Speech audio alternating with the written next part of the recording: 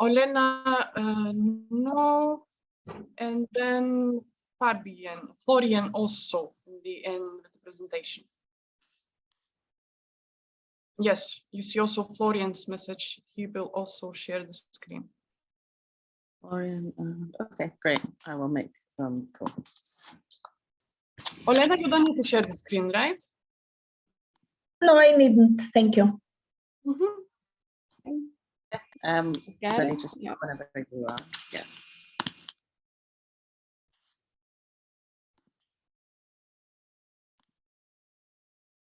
Shall I start sharing my screen? Yeah, go for it. You can see if it's working.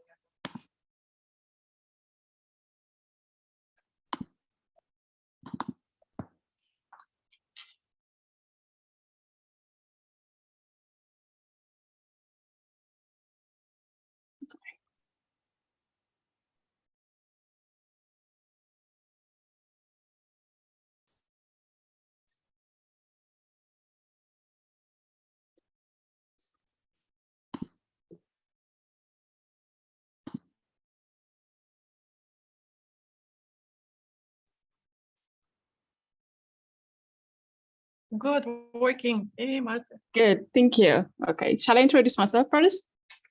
I can just shortly introduce the session and then introduce you, right, as we start. Okay.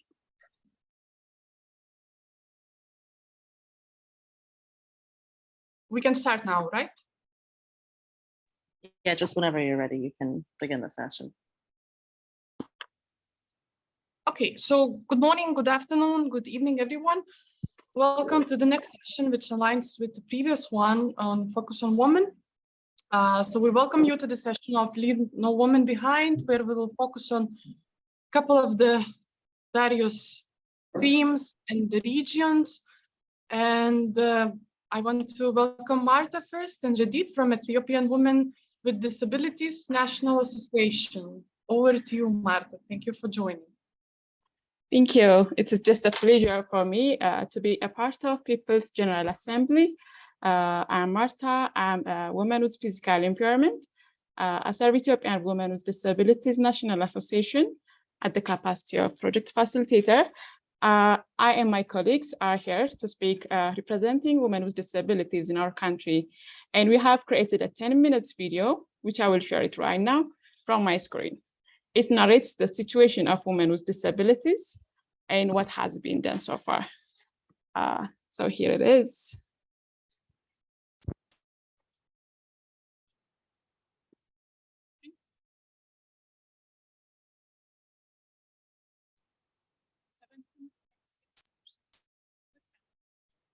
Is persons with disabilities. In this generation, half of them are women. Gender inequalities, barriers due to their impairment, and poverty perceive one another. Their equal participation in societal, economic, and political affairs. The main aspect that makes women with disabilities face different layers of discrimination is gender inequality. This inequality is observed in our society where women and girls are considered as less relevant, which we can see in the number of proverbs that lower down the position of women. In the patriarchal society, which is highly manifested in all aspects of our lives, women are shouldered more responsibility. This is also seen in the unpaid, unbalanced domestic labor women are exposed to, and in the greater risk of human rights violations women face. What structural and cultural barriers do women with disabilities face due to their impairment? The definition and understanding of disability is highly associated with the religious and social backgrounds of the community. In most regions of Ethiopia, children born with an impairment are considered a sign of pension, both after and after. This kind of misconception is harmful to hide their children. Consequently, women with disabilities often live together in their own homes without existing national census, not even holding identification cards. On top of that, sometimes disabilities are not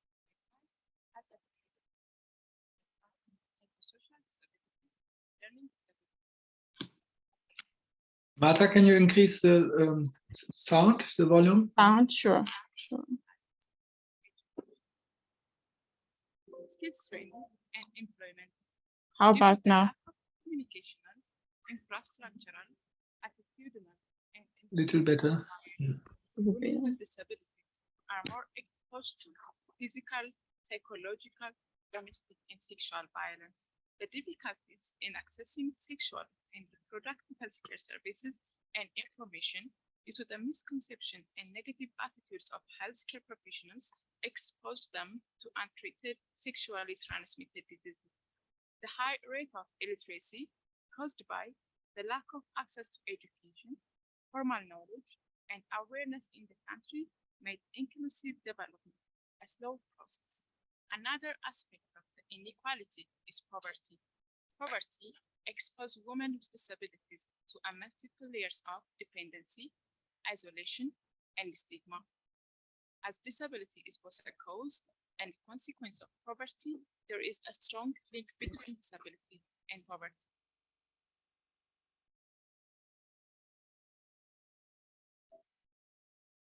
Poor people are more likely to become disabled, and people with disabilities are among the poorest, mainly due to participation limitation and lack of opportunities.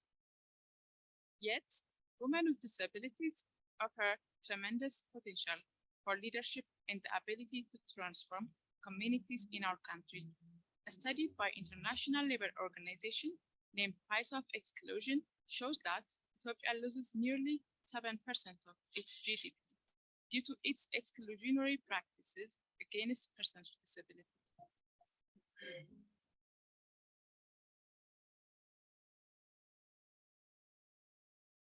Ethiopian Women with Disabilities National Association, UDNA, recognizes rights of women with disabilities are fundamental human rights issues and are key elements to a sustainable and inclusive development.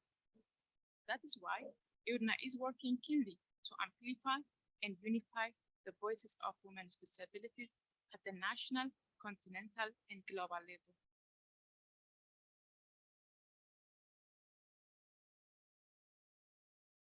UDNA was established in 2002 by 7 strong women with disabilities.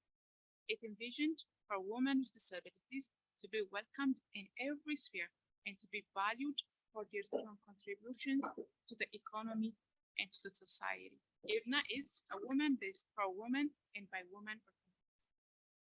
UDNA has 3 levels of intervention to address the issues of women with disabilities. These are self, societal, and formal institutions. The self-intervention focuses on improving the economic status of women with disabilities through different types of income-generating activities, provision of capacity-building training on sexual, reproductive health and rights, and domestic international legal framework, creating a safe space where all their issues can be raised freely, discussed, and realized, organizing social empowering activities such as coffee sessions, supporting them to be part in different types of exchange programs, which we aspire to build self-esteem, independent living, and create a generation that says no to any form of right violence. The societal level of intervention helps us to fight against the negative attitude of our society towards disability. Here, gatekeepers who are social activists in influencing how the society should act are specifically targeted. UDNA strives to improve the attitude of the community through different types of awareness creation activities, challenging harmful gender and disability norms, and organizing community mobilization events. On top, UDNA uses media, workshops, seminars to discuss gender and disability, key policy change, sexual health, and violence issues.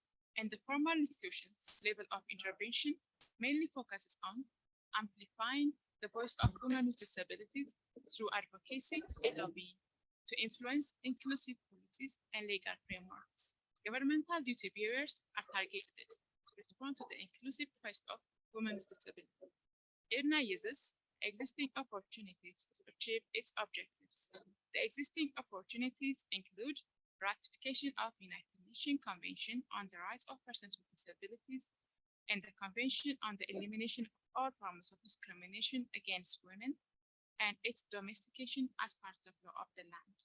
The development of disability-sensitive domestic laws and policies, the existence of many organizations promoting the rights of persons with disabilities, the opening civic space to promote and advocate human rights, and the ongoing commitment of government to develop and put in place a comprehensive disability act to achieve SDG 2030 agenda.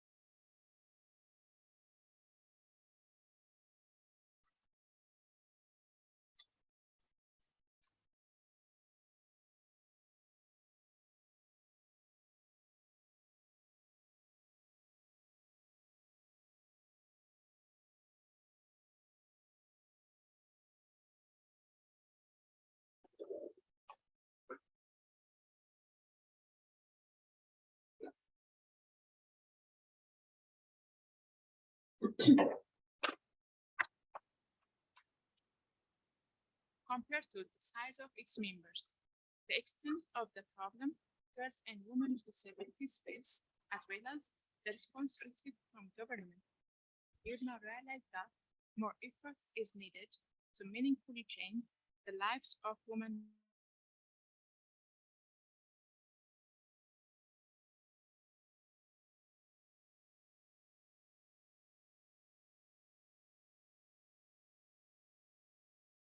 Building an inclusive society benefits all and eases the burden on families, society, and government. Let's all work together to create an inclusive world where differences are celebrated, valued, and respected.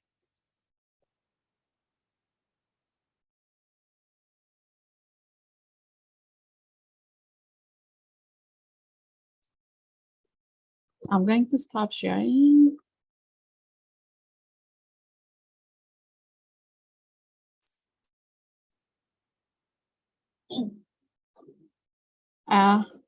And now Rediet is joining us to speak up about the justice system and the challenges women with disabilities face. Now, I will give the floor to Rediet.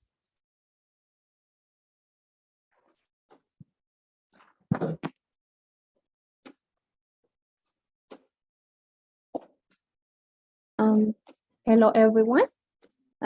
My name is Rediet Lamma. I am a judge in Federal Tax Appeal Commission, and I am a woman with a visual impairment. Now I am going to present practical challenges of women with disability in Ethiopia in their exercise of their right of access to justice. In this regard, Article 13 of UNCRPD recognized the right of access to justice that requires procedural accommodation and mandatory and regular training for major legal actors in the administration of justice in order to ensure effective access to justice for persons with disability in general, women with disability in particular, on equal basis with others. As Ethiopia is a state party to this convention, the country has an obligation to implement all rights recognized by the convention, including the right of access to justice.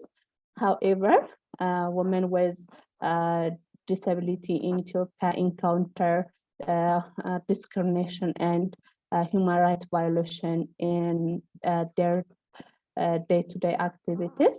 To make this worse, practically courts in Ethiopia do not accommodate women with disability in accessing justice for violation they face.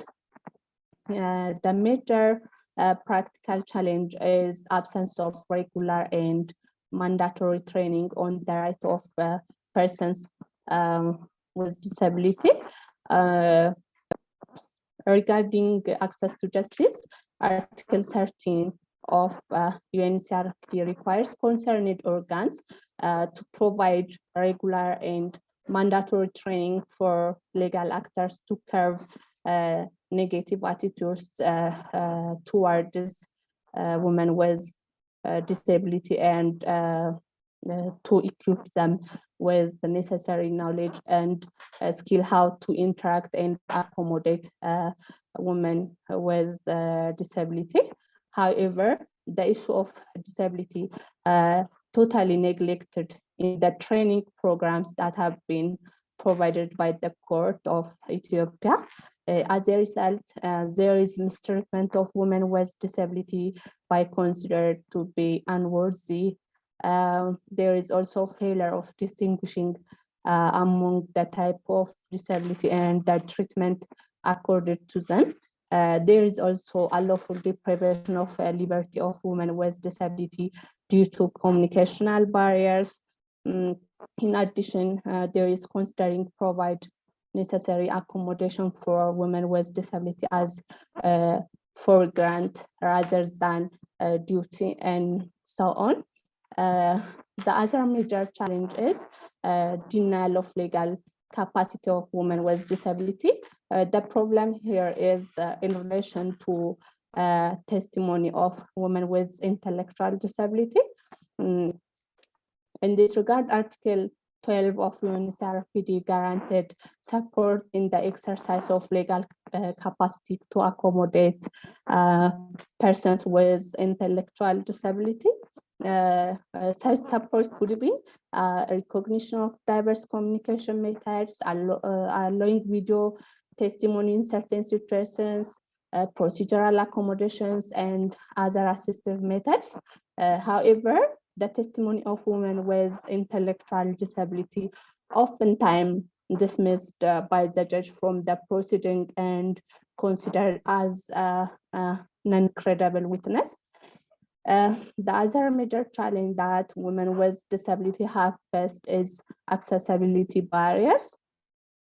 In this regard, roads out of the court and within the court building are not physically accessible for women with disability to exercise their right of access to justice, since these courts buildings do not take into account the special needs of women with disability. Regarding communication and information accessibility, absence of braille or voice assistance,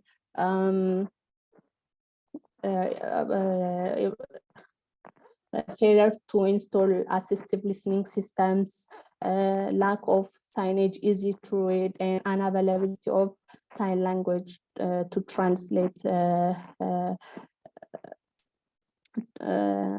the sign language is among the major barriers in accessing justice. The last but not the least major challenge is communication and information barriers. In this regard, courts in Ethiopia use verbal communication only in proceedings.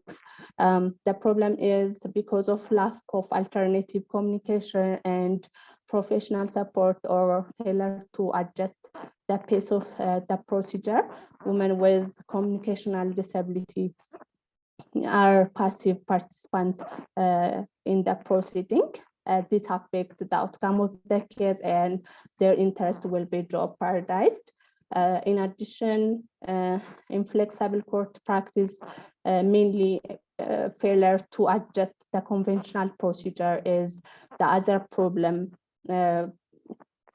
because of physical and emotional distress originating from the court, such as the presence of different parties, jargons, and formal codes of behavior. Especially women with intellectual disability failed in what they should have testified. Thus, they are deprived of justice even when they are victims of sexual violence.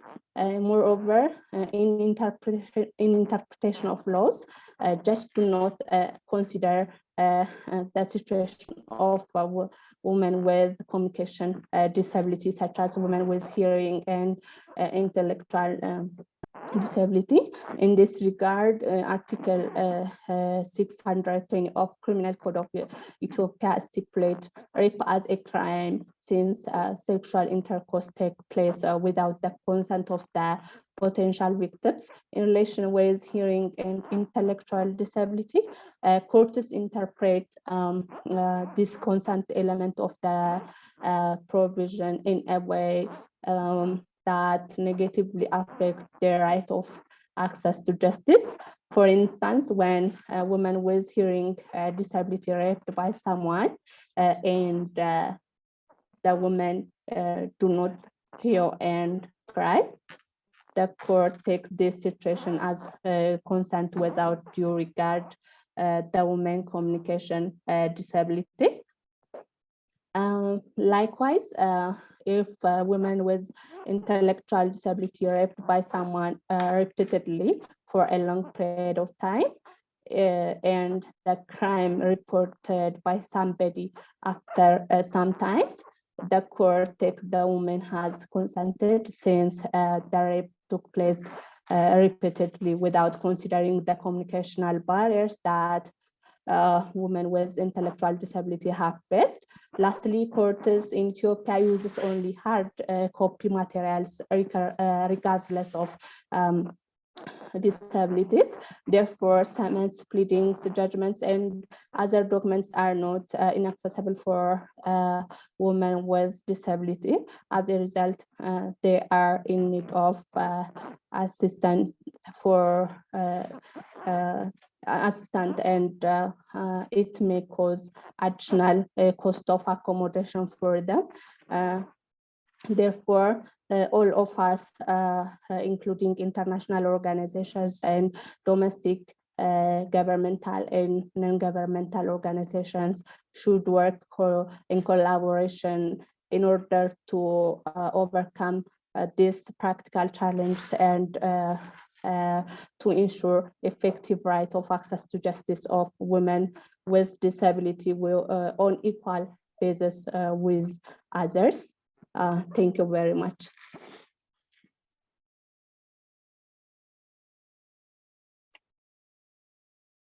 Thank you so much. Thank you, Rediet.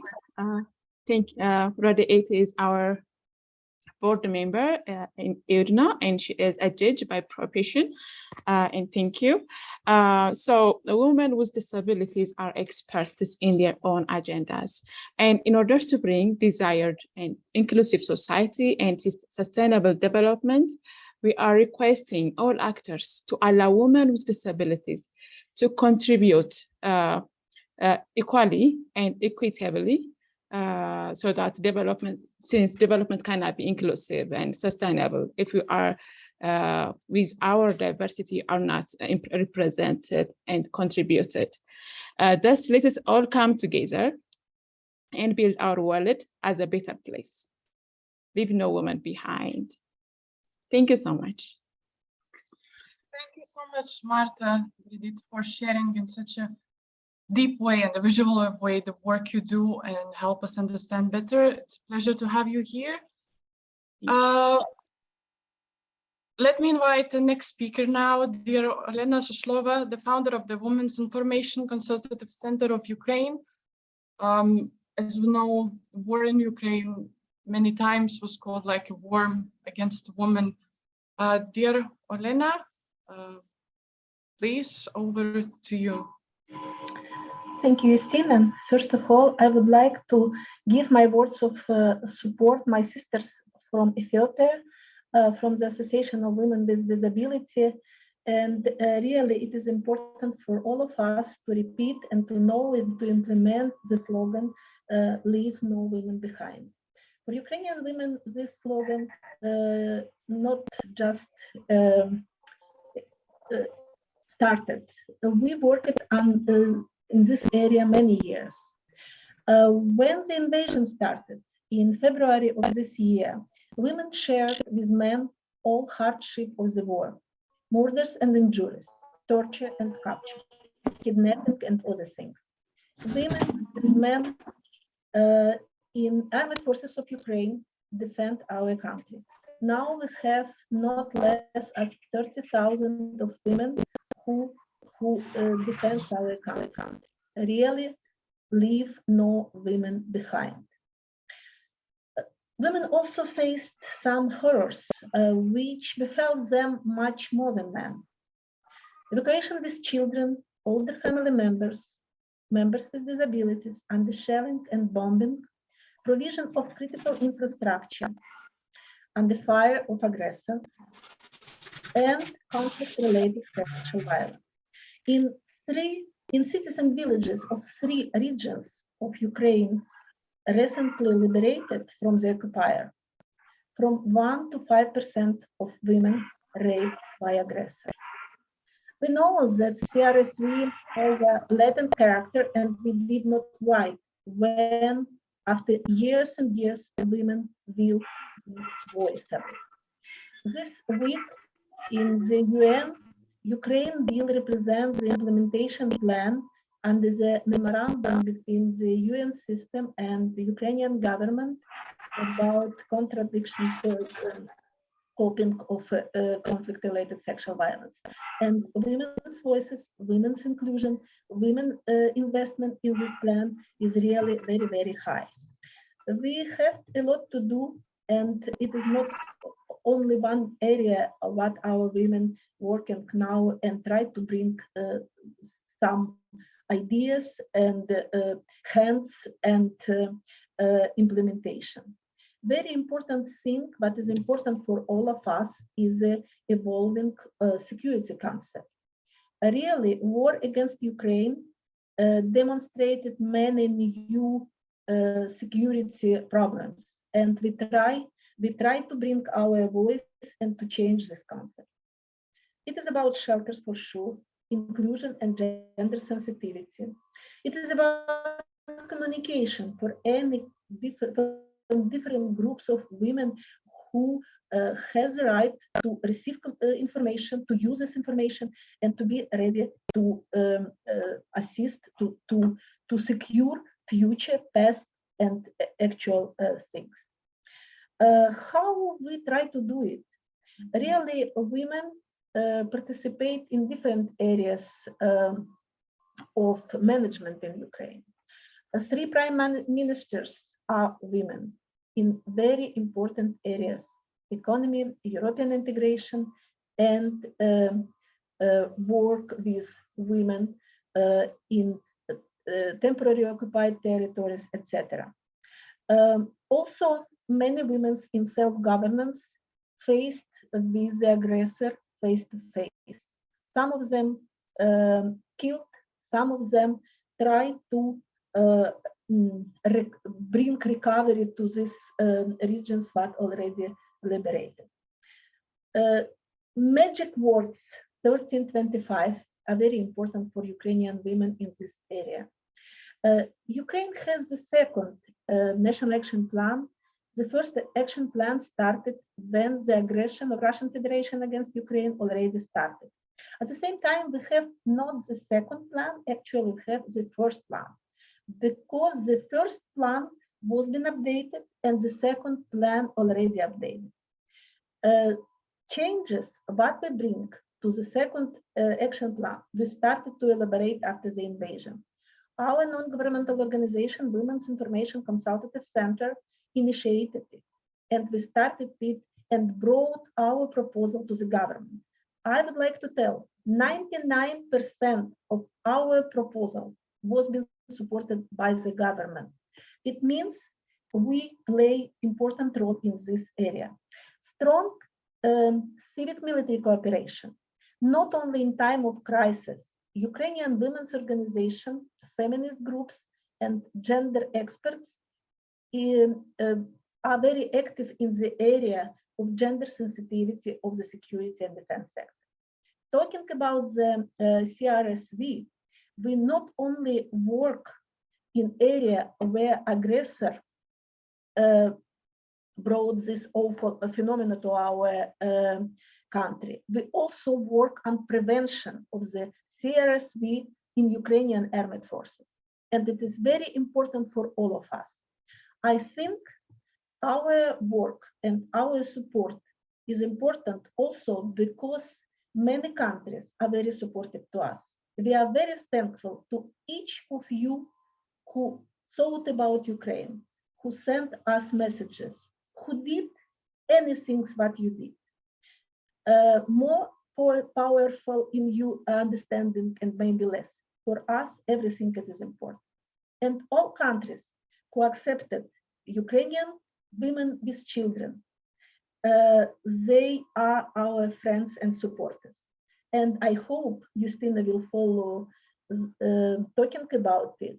And I would like to thank all of you for this support. And I hope we overcome militarism and other things what are fed by patriarchate and patriarchal structures. Thank you very much. Slava Ukraini. Thank you, Olena, very much. And yes, from Lithuanian NGO side, yes, ma'am. I just wanted to outline a few things. One is what Olena addressed, of course, is the situation of Ukrainian women and this amazing work also, which is done now inside. And since the invasion, as we know, most of the refugees who fled, right, they are women, children, and the elderly. And coming from the neighborhood countries, of course, this brings a lot of challenge, right? But the challenge we see more in the supportive ways, how we can do it better. And that's where we also address the global community together. I mean, how we can do it better, how we can ensure the security of women in refuge, women with children. You know, when Ukrainian women, when they reach a place of refuge, they also face a lot of problems. For example, finding a decent work, right? Or actually safe and fair working environments. We have the world which just passed the COVID, safe and fair working environments are crucial for them. Female Ukrainian refugees also shouldering new financial burdens. You know, we, as a single heads of the household, while at the same time they have to care for the children, elderly relatives, and also care for the people, you know, who stay in Ukraine. Special measures for every country who accepted. It's already done a lot, but measures also focusing on gender aspects. Need to support women to find work, decent work, dependence, contribute to new house countries' economies. While older Ukrainian children can attend the schools, for example, in the new homes, there are a lot of also initiatives like this in Lithuania. There was a lot of digital learning. No mothers with babies and smaller children have fewer options. It's a house care, a home care, how we can provide that, how we can ensure that. When women opportunities to join a host country former workplace are limited or blocked, it also becomes a huge risk. They will be likely more forced into early marriages, sex work, human trafficking. Even, you know, we had some cases recorded already from the border. We had some cases already, you know, women coming now as a second flown from the east part of Ukraine, crossing the Russian border to Latvia. I mean, they are in risk and we have to be there, all of us together to support them.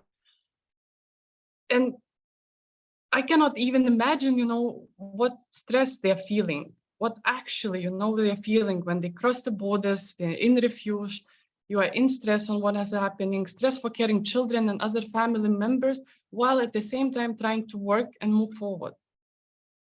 So from us, and our encouragement is one, like also like in Lithuania, you know, we do a lot of policy work or assistance, a lot of mobilization. Never forget also the emotional and mental support. There are a lot of risks in refuge. There is a huge flow, huge challenges, right? Which we faced, we addressed, we cope with them. Somehow launching those dialogues on how we can cooperate and ensure them. and secure not only the women, but also the children in the line are crucial. Thank you very much. Olena, if you would like to add something from your side. Okay, if not, thank you. If later on we'll have some time for questions. Thank you very much for sharing. And I would like to invite Florian from Women in Informal Employment, Globalizing and Organizing. Thank you for joining us, Florian. Thank you very much. Let me try to start my presentation. And let me know whether you can hear it. But while that is being set up, thank you so much for having me, and thank you so much for my previous speakers. And I think, Justina, I think you just made an interesting kind of segue to what I'm going to be talking about, and that is working women, particularly women in informal employment and their access to social protection and childcare, and how that interacts with their ability to earn a living in decent employment. Can you see the presentation? Yes, we can, Florian. Yes. Okay. So anyway, hi everybody. My name is Florian Jürgens-Grant, and as you said, I work for Women in Informal Employment, Globalizing and Organizing, a global network that focuses on informal workers and primarily women. And I want to talk to you a little bit about, as I said, informal workers, particularly women, their experiences during COVID and their access to social protection. But just maybe as a quick, sorry, can I? This is not. Okay. So maybe in case you're not familiar with the term, just a little bit of background. What are informal workers? Generally speaking, we're talking about informal workers who are outside of formal employment relationships. So these are people who don't benefit from social protection, social security, are sometimes out of the tax net, but although we do want to point out that they do contribute taxes, but are generally not regulated and protected by government, and work outside of those systems. And we're talking about really the majority of the world's workers. So 2 billion workers are globally informal. On average, globally, men have slightly higher rates of informal employment compared to women, but that's mainly because women have, for a number of reasons, slightly lower labor force participation rates in some countries. However, a majority of countries, informal employment is actually higher for women, and particularly in low-income countries, so in poorer countries, informal employment is much higher for women. And as you can see in the bottom graph, in most countries, let's say outside of, say, Western Europe, North America, informal employment is the norm for most workers. So we're really talking about not a special subset, but I think we're talking about most workers. And particularly in developing countries, as I said, the rate, most employment for women tends to be in the informal sector. And that's an issue that's something we should care about, because even though not all informal workers are poor, there is a strong relationship between informal employment and being in poverty, and that has a lot to do with the lack of access to social protection and support that informal workers receive or not receive. Just to say, while I talk a lot about informal workers, it's important to recognize that we're talking about a huge range of different types of employment arrangements, and also about men and women. What is important, though, that women tend to be segmented into types of informal employment that entail higher risks of poverty and lower earnings. So if it's a pyramid and you have, let's say, unpaid family workers at the bottom, and casual workers and domestic workers, home workers, those tend to be mainly women, whereas the kind of self-employed employers in the informal economy tend to be men. So while we're talking about both men and women tend to be marginalized even within informal employment. And despite this higher rates of poverty that informal workers face, few have access to social protection, and this is almost by definition.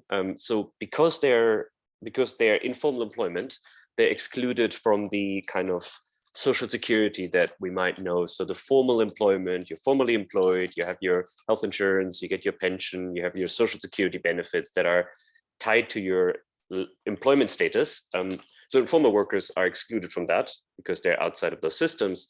At the same time, they're also not included in, these kind of slightly newer cash transfers that a lot of countries have implemented, which are very much focused on, or there's very much an attempt to target the most destitute, the very poorest 5 or 10% of each society, and those who are, let's say, the working poor, the people who are not doing well, but are working and have their own resources, such as informal workers, they are excluded from that.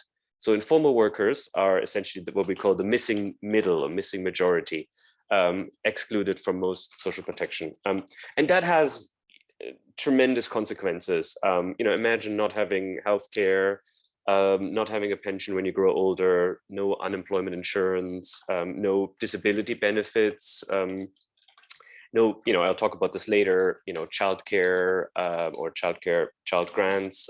So, throughout life, as we go through life, we need social protection, and lacking that is a real problem. In particular, though, as we've seen, it's been a huge problem during COVID.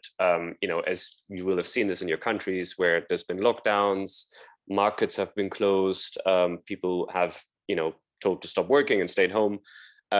And governments have rolled out social protection programs to provide some protection for those people who are no longer able to work. But that, I think I'll talk about this in a second, has largely missed informal workers, and that's a real problem. You see here from the graph that incomes for informal workers, according to a WICC study in 12 countries globally, from all continents, we've looked at how informal workers, men and women, have experienced the pandemic, and we've seen that their incomes have completely collapsed. So let's say domestic workers, at the bottom left here, in mid-2020, so a couple of months after the start of the crisis, they have only earned 30% of their earnings. And a year later, they still haven't fully recovered. And you see this with other sectors as well: street vendors, waste pickers, home-based workers. So really massive collapse of their incomes and a very slow and incomplete recovery. From a kind of gender perspective, it's interesting to note that home-based workers, the sector that has been hardest hit, or amongst the hardest hit, together with domestic workers, are largely made up of women workers.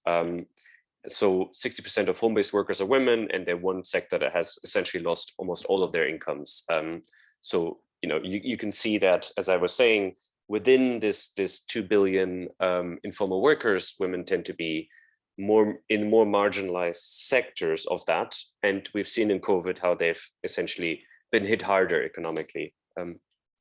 By the way, I can't see the chat, so if you have any, if you can't hear me, if there's anything you want to say, just shout.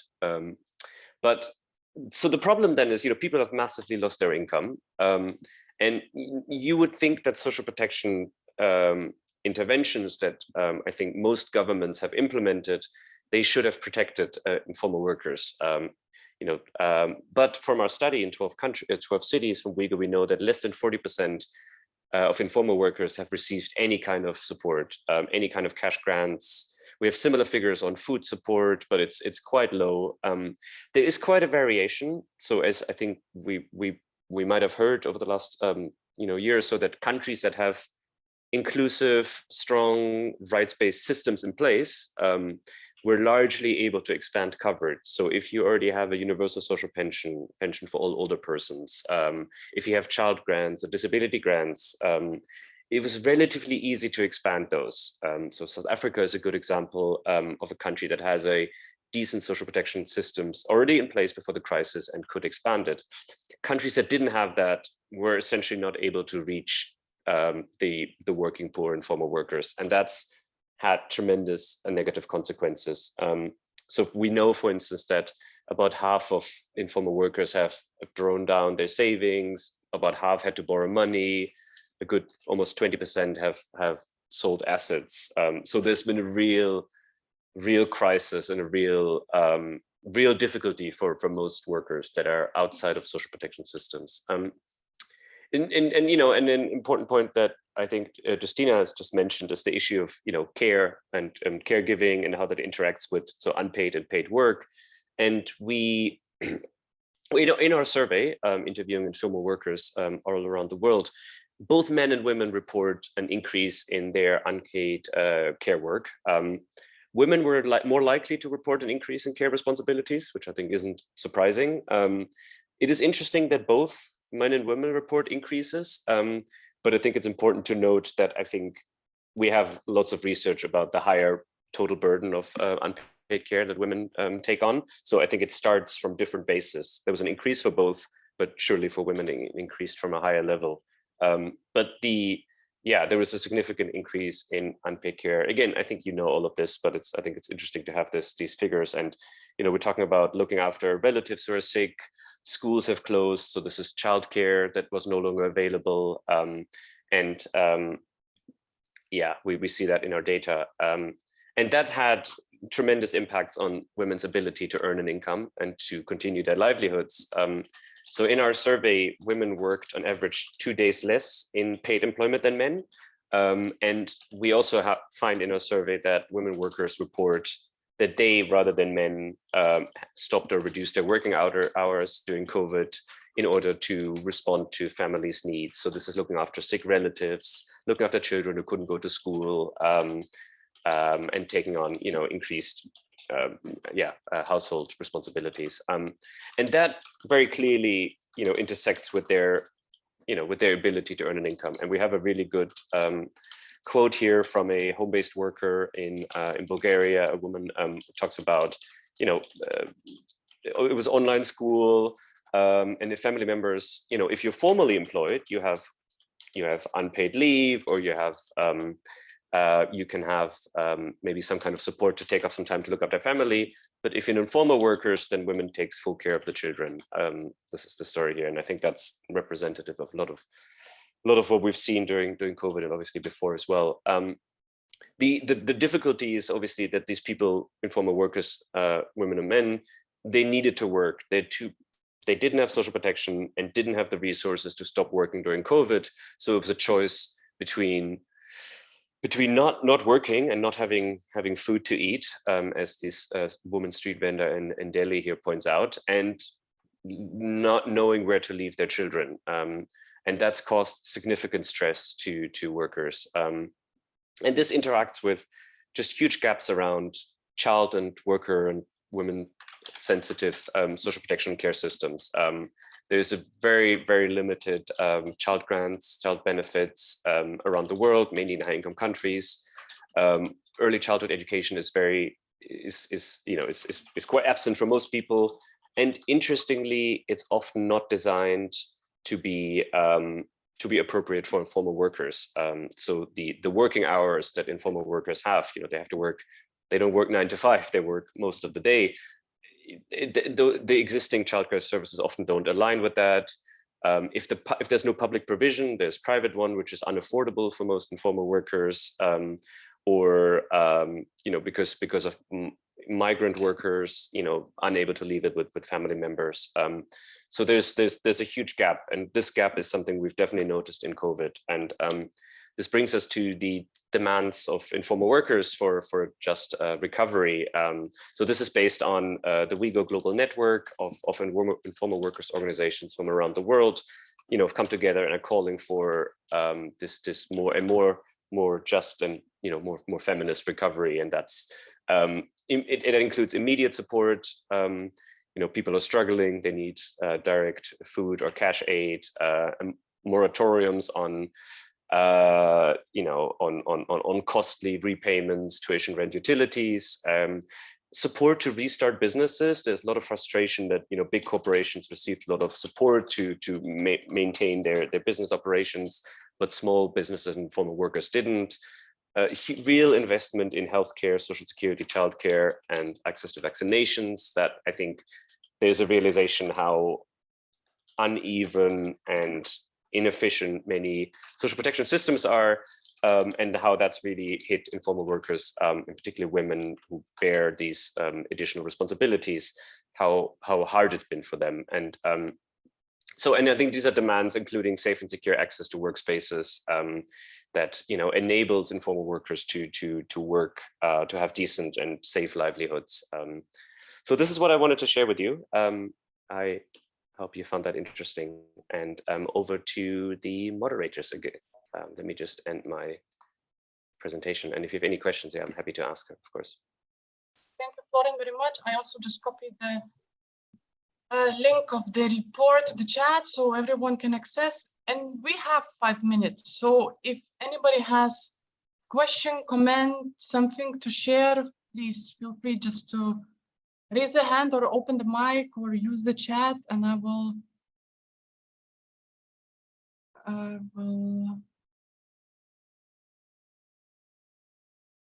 let's see.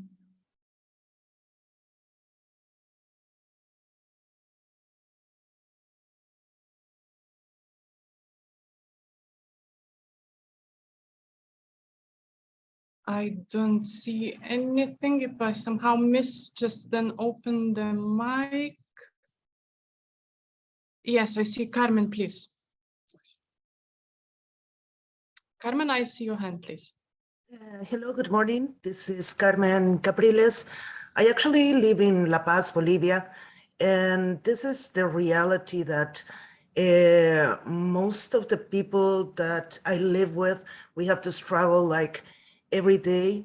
And that's one of the reasons why we have to keep on working on first reducing the gap between developing countries and developed countries. And second, acknowledge that this reality is not only like the reality of the lowest quarter of the population, but it's the reality of most population that cannot get a work, a proper job, and that have to face all this. And one of the things, well, last week was the transformative education summit that took place in UN.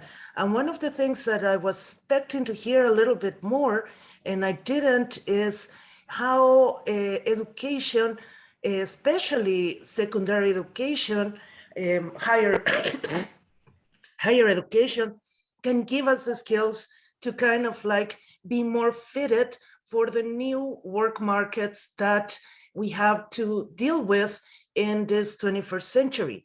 And I didn't hear many of that because I think that's a big problem that we have between the South and the North, is that in the South it's so hard to become, to start giving services.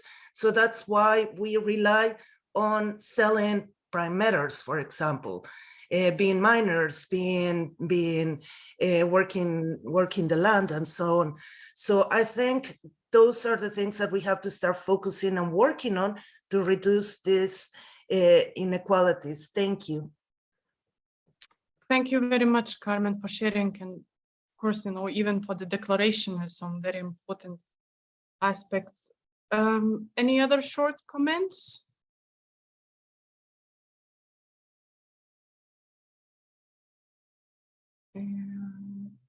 I don't see any, so let me thank you again, Marta, Rediet, Olena, Florian, for joining in this session and sharing inputs and your work, what you do.